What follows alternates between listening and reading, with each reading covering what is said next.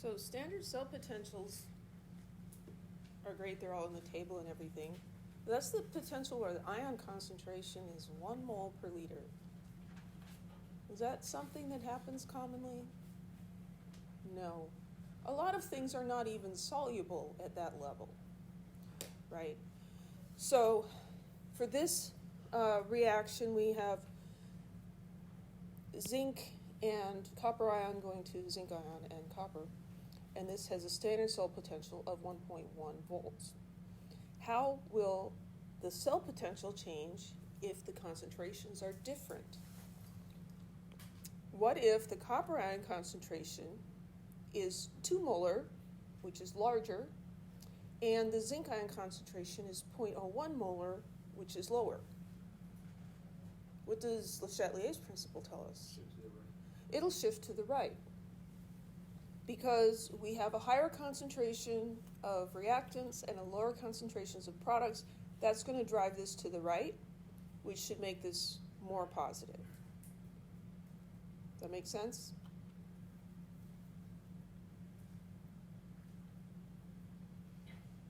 So here we have that reaction under standard conditions and non-standard conditions.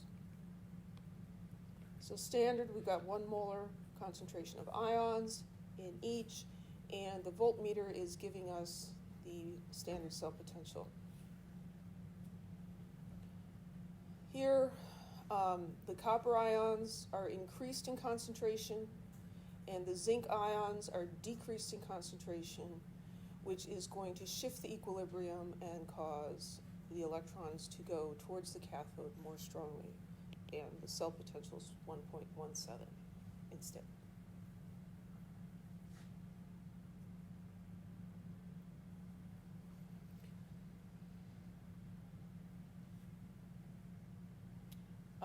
So derive the relationship between standard cell potential and the cell potential.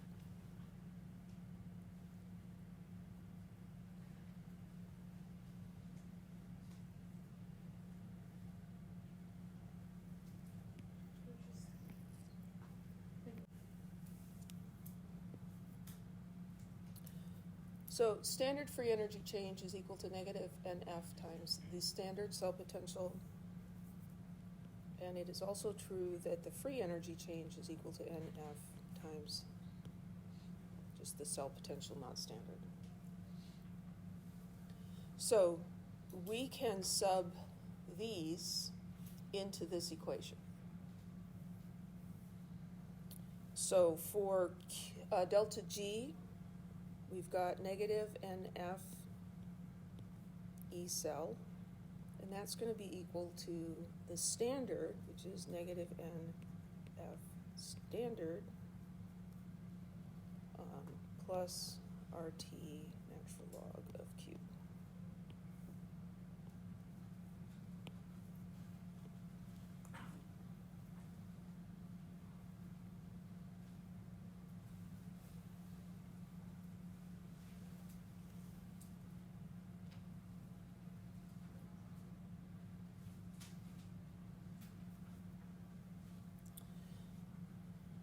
So we're going to, I left out the standard. There's a little standard here. So we're going to keep it in the same format as this. So I'm going to try to get E cell by itself. I have to divide this side by negative NF, well, both sides. So these cancel out. We have to be careful here because we're adding, and so we can't just cancel out the NF. So we could rewrite this. The negative NF is going to cancel in this first term, leaving us standard cell potential. And it will not cancel in the second.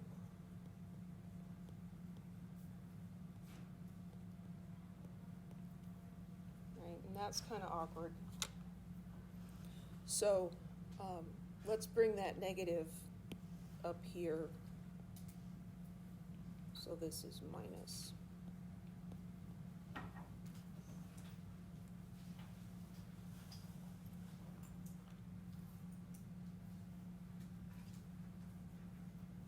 So we used R, T, and F combined together because they're constants, and we changed natural log into base 10 log. And so the same thing works here.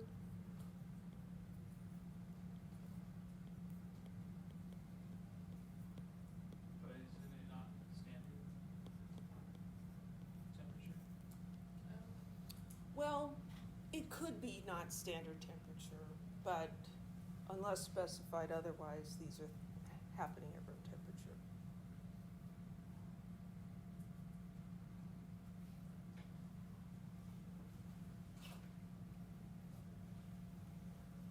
This is an equation with a name.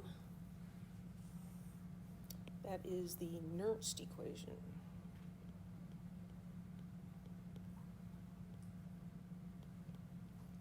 It's kind of a fun name to say, Nernst. Might be a good name for a cat. So think of that next time. Could have named Oscar Nernst instead. Any questions?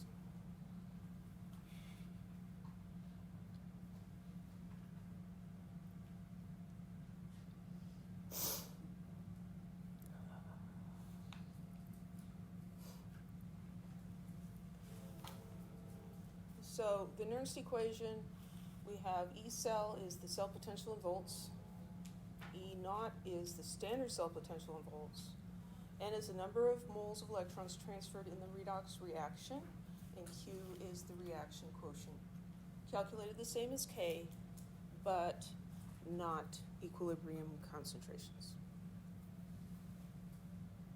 So, determine the cell potential of an electrochemical cell based on the following two half reactions.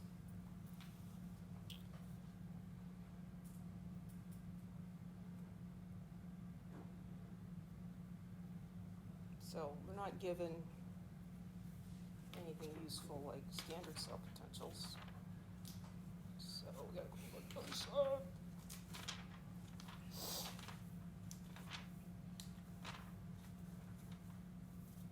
So we've got nickel.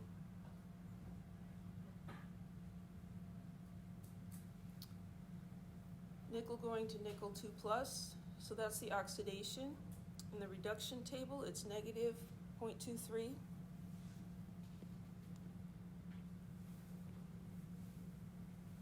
So since we wrote it backwards, I'm changing the sign on that one. And we got this wacky vanadium thing going on here. VO2 plus. You have to look at these really carefully because sometimes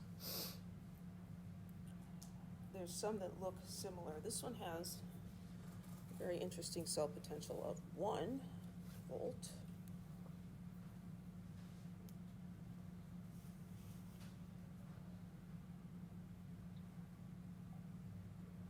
So we could determine the standard cell potential, right? It is the sum of the potentials for the two half reactions, 1.23 volts.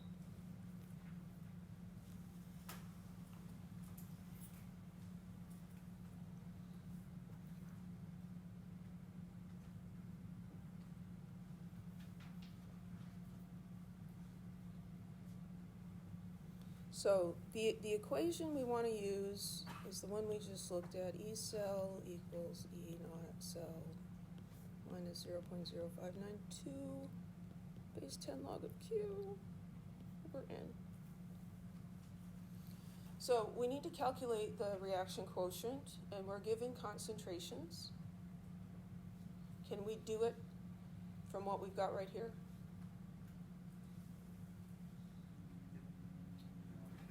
Well, we'd have to twist our brain a little bit. We need to look at the balanced chemical equation for the whole thing together, because anything with a coefficient is going to be raised to that power, and so that's pretty important. So this guy has 2 electrons, and this guy has 1 electron. So we need to multiply all of these by 2. So this one's times 2. So we're gonna have 2 VO2 plus and 4 hydrogen ions. And we're adding these together, and so we're gonna get the solid nickel from the other one. And then multiplying these by 2, I'm gonna get 2 VO2 plus and 2 water molecules and this guy.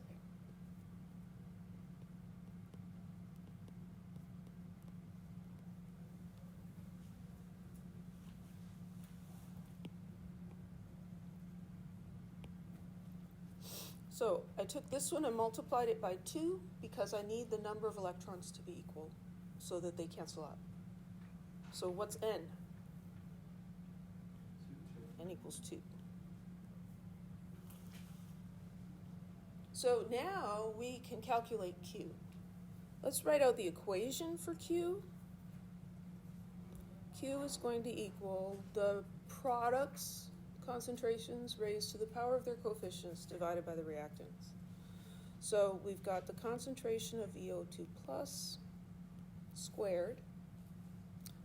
Water's a liquid, gets left out. And we've got nickel 2 plus. Divided by, here we've got VO2 plus, those never get mixed up, squared. And the hydrogen ion concentration to the 4th power, and the nickel gets left out.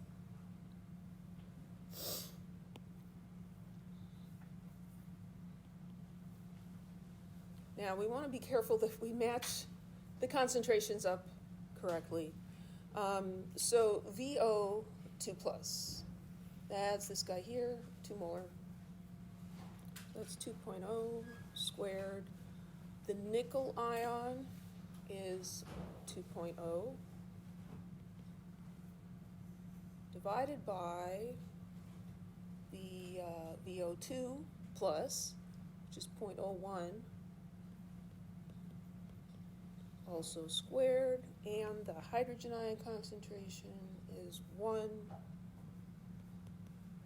and that's to the 4th power, but it actually doesn't matter this time. So I've got 2 squared, which is 4 times 2, divided by 0.01 squared, divided by 1. So I'm going to get 1, 2, 3, 4. Getting 8.0 times 10 to the 4th for my reaction quotient.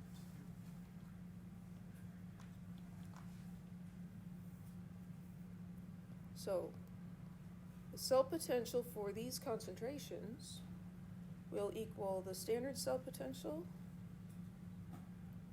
minus 0.0592 volts divided by N, which we discovered was 2, times the base 10 log of the reaction quotient.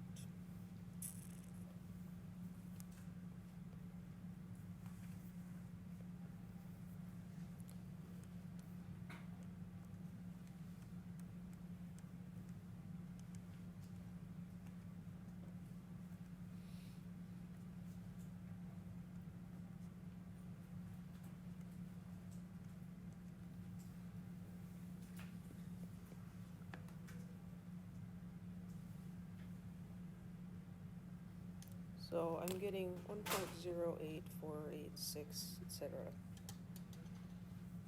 So 1.08 volts.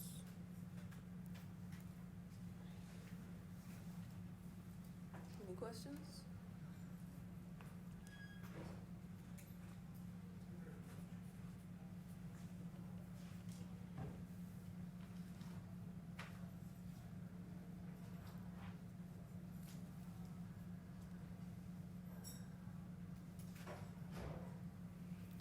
I must have stuck that in there so I could refer to it instead of looking in the book. 3 years. It's 3 years. So this is kind of summarizing. For a redox reaction within a voltaic cell, under standard conditions, Q is equal to 1, and so the cell potential is equal to the standard cell potential. When Q is less than 1, we have higher reactant concentrations, which drive the reaction to the right, causing the cell potential to be larger than the standard cell potential.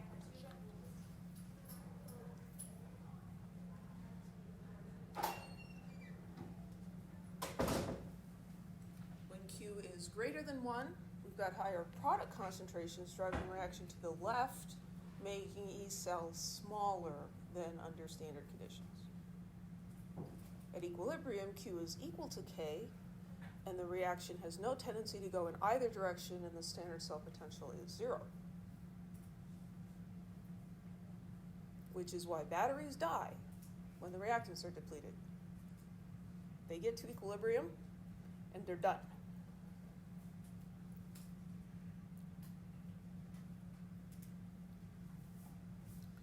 So here we have an electrochemical cell with Q equal to 0.001 and K equal to 0.1. What can we conclude about the cell potential and the standard cell potential? What's going to tell us about the standard cell potential? K. So K is less than 1? So then standard cell potential is negative.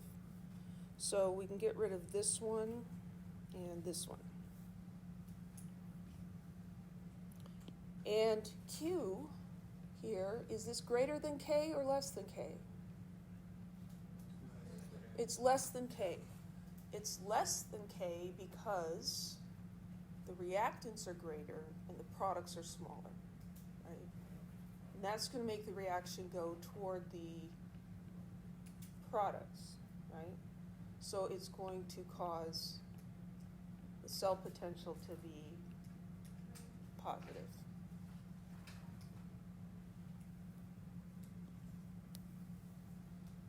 Because this will go until Q gets equal to K. Any questions?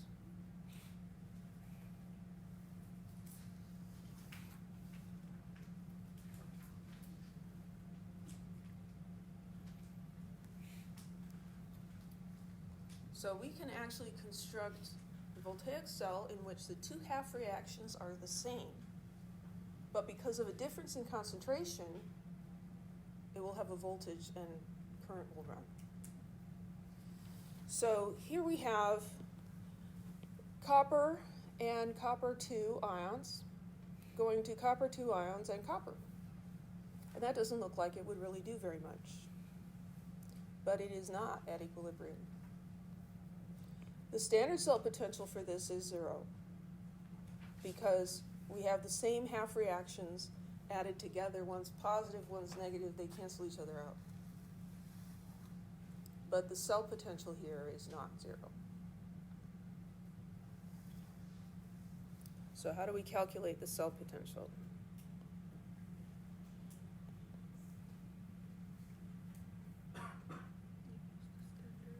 It's the standard cell potential minus 0.0592 volts over N base 10 log of Q.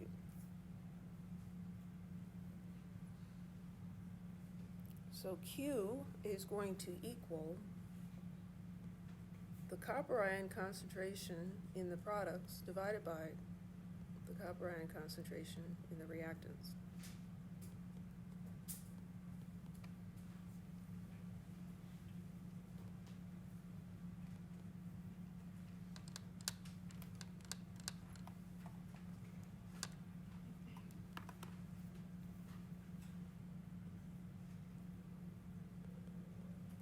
.005.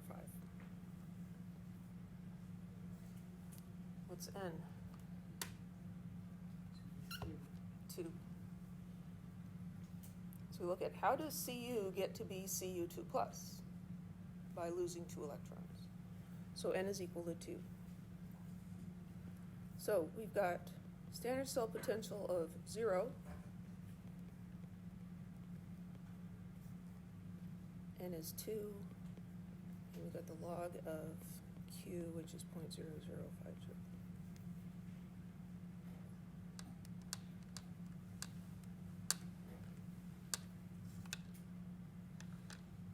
Oh, I hate this calculator.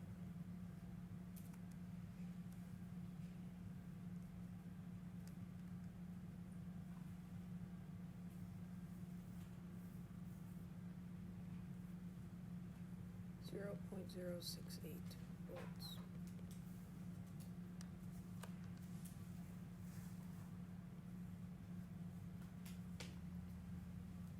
It's not very big, but it's positive.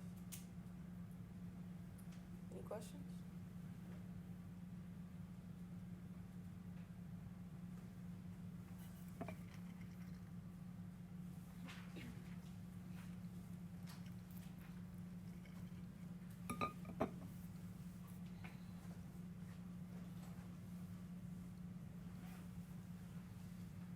So here we have that copper-copper electrochemical cell under standard conditions and non-standard conditions.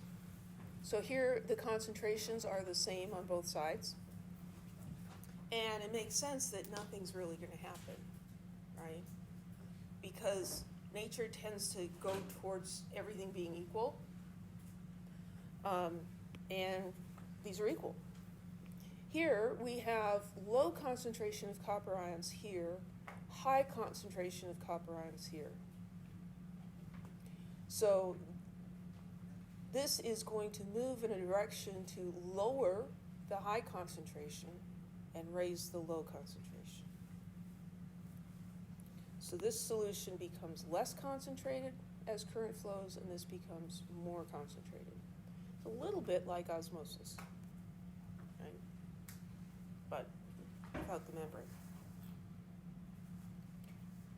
Any questions? These concentration cells always seem slightly magical to me because, you got the same stuff in there. But you put more in one side than the other, and it goes. This is like cool.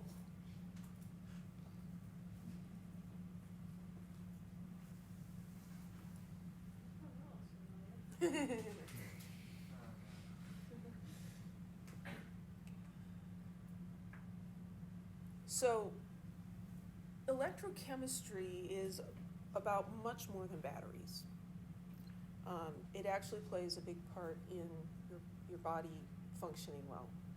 So you have tiny pumps in the membranes of your nerve cells that pump sodium ions and potassium ions through the membrane.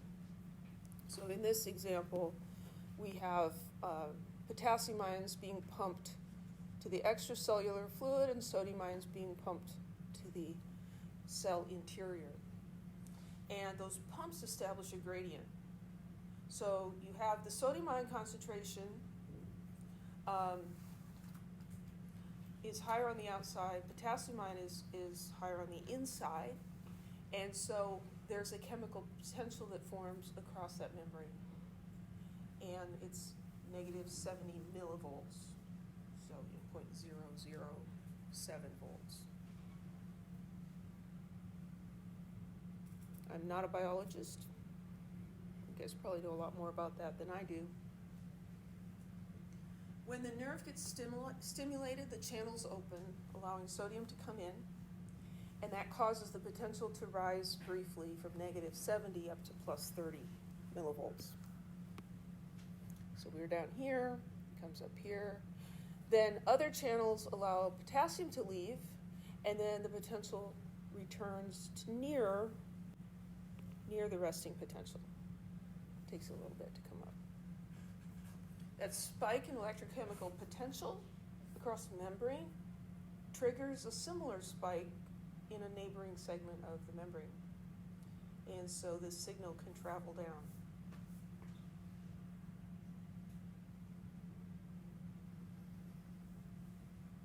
At the end of the cell, it's gone down the membrane to the end of the cell, triggers the release of chemical neurotransmitter, which goes across the synapse to the next cell and stimulates the same kind of electrochemical signal, which again travels down to that nerve cell and stimulates the release of a neurotransmitter. And so this is how your body sends signals throughout your brain and your nervous system. And you can see why your sodium-potassium ion balance might be kind of important, right? You get those out of balance, and then your nerve signals aren't working correctly. Any questions?